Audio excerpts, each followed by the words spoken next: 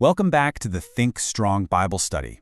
Today, we are diving into one of the most, truly fascinating and complex figures in the entire Bible, King David. His life really does read like an epic drama, you know? He's a shepherd who becomes a king, a poet whose songs we still sing today, and a hero who had some really deep, very human, and kind of troubling flaws. So let's break down his incredible story. To help us get our heads around his story, we're going to use this mind map as our guide. Think of it like our roadmap, laying out all the key connections in his life, from his absolute greatest achievements to his most profound failures. All right, so here's the path we're going to take. We'll start with David before he was ever a king, then we'll look at his time on the throne, explore his super complicated family life, really wrestle with his contradictions, and then, at the end, we'll pull out the key lessons for us. So before David ever wore a crown, he was a man on the run. Can you imagine? Anointed as the future king but hunted by the current one, King Saul? His journey to the throne was anything but a straight line. It was this desperate, winding path just to survive. Yeah, this was not some glorious rise to power. David's early years were spent in a desperate flight for his life. He was forced to flee, to hide out in enemy territory, and even pretend to be insane just to stay alive. Hiding in caves, constantly looking over his shoulder, you've got to believe this experience shaped the man he would become. But what's so amazing is that even during this really desperate time, David wasn't totally alone. This surprising network of helpers pops up, including the children of his own enemy, King Saul. Priests, prophets, even foreign kings offered him help. This network was an absolutely crucial lifeline, a real sign of provision even when he was out in the wilderness.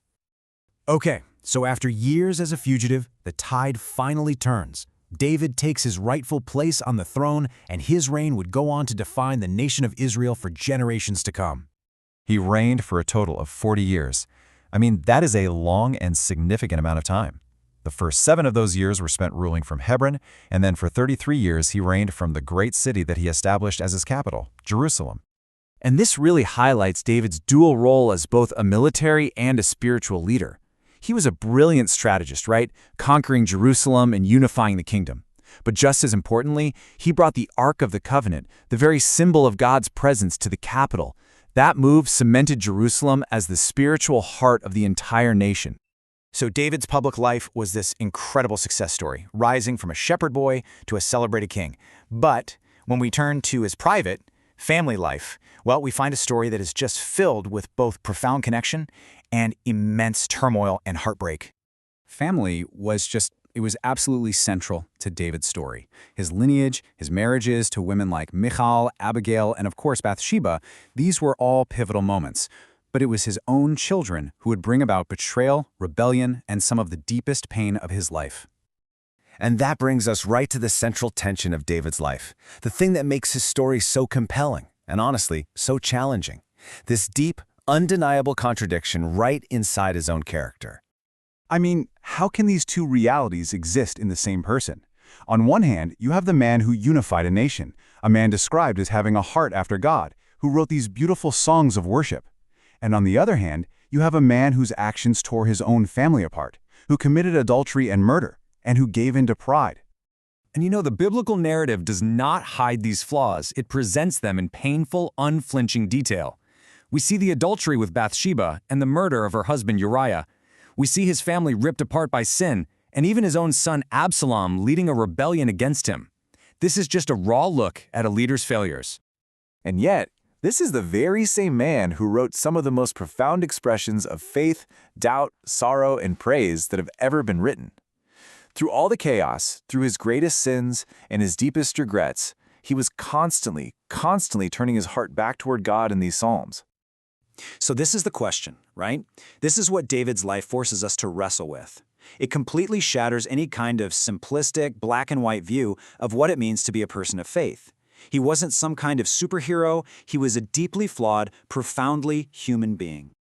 So, what does this 3,000-year-old story of a warrior poet king actually mean for us, right here, right now? Why does any of this matter to our lives today?